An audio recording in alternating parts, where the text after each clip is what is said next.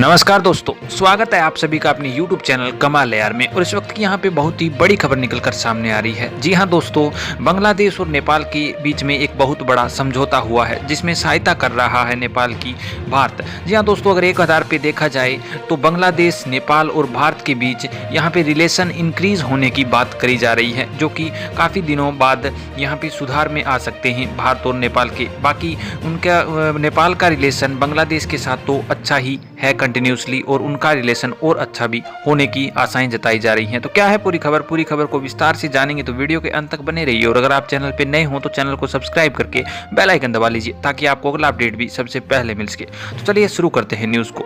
नेपाल के बारे में हम बात करें दोस्तों, तो नेपाल में भी कृषि काफ़ी हद तक होती है, काफ़ी हद तक किसान है, और किसानों के लिए काफ़ी ज़्यादा मात्रा में यूरिया या फिर कहें तो फर्टिलाइजर की आवश्यकता होती है। आपको बता दूं दोस्तों कि नेपाल में लगभग 7 लाख यहाँ पे मैट्रिक टन की फर्टिलाइजर की आवश्यकता होती है, जिसमें से नेपाल खुद यहाँ पे 3 लाख मैट्रिक टन ही जुटा पाता है, यानी कि बाकी 4 लाख बाहर के देशों से लेनी पड़ती है। जिसमें से मैं आपको बता दूं दोस्तों कि लगभग 73.2% फर्टिलाइजर तो वो यहाँ पे भारत से ही ले लेता है। और भारत के और नेपाल के बीच भी पहले से ही समझौता हो चुका है कि अब उन्हें किसी भी प्रकार की इतने फर्टिलाइजर के लिए दिक्कत नहीं होगी, क्योंकि संयुक्त राष्ट्र संघ में भी ये बात हो चुकी है कि अब भारत को इतना फर्टिलाइजर तो नेपाल को इंपोर्ट करना ही पड़ेगा, यानी कि देना ही पड़ेगा, जिससे कि उनकी फर्टिलाइजर की मात्रा में कमी ना आए। तो ये भी कहीं ना कहीं अच्छी बात है भारत और नेपाल के लिए। दूसरी ओर यहाँ पे देखा जाए तो कुछ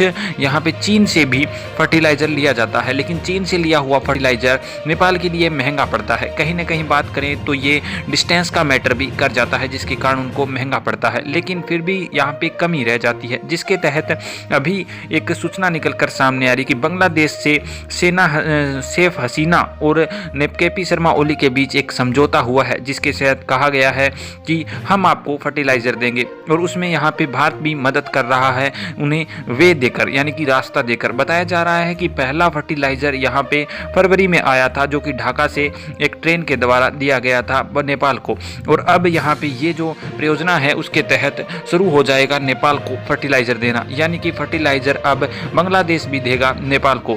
अगर नेपाल को बांग्लादेश फर्टिलाइजर देता है तो उनके लिए एक सेफ रास्ता भारत के द्वारा निकाला गया है, जिसके तहत उनका फर्टिलाइजर सस्ता भी पड़ेगा और उनकी पूर्ति भी आसानी से हो जाएगी। जी हाँ दोस्तों, 73.2% तो भारत को पूर्ति करनी ही पड़ेगी, ये उनकी मजबूरी शक बन चुकी है। जिसके तहत बताया जा रहा है कि अगर इतना फर्टिलाइजर अब बांग्लादेश से आता है तो चीन से लाने में उनको ज़्यादा ज़रूरत नहीं पड़ेगी, जिसके कारण नेपाल का काफ़ी हद तक पैसा बचेगा और किसानों के लिए भी सहूलियत हो जाएगी कि उन्हें भी सस्ते दामों पर फर्टिलाइजर यानी कि यूरिया जैसे प्रोडक्ट्स खरीदने में ज़्यादा पैसा खपत नहीं करना पड़ेगा, यानी कि उनकी जो कृषि है वो ज़्यादा हद तक विकासशील से विकसित हो जाएगी, और जिसके कारण यहाँ पे देश को भी बहुत ज़्यादा फायदा होने वाला है। इसके अलावा देखा जाए दोस्तों तो कहीं ना कहीं इस समझौते ने भारत और नेपाल के रिश्तों में भी थोड़ा सुधार लाने की कोशिश करी है, क्योंकि भारत ने रास्ता देकर ये जताया है कि हम आपके मित्र थे और आप हमारे मित्र थे, हमेशा बने रहेंगे।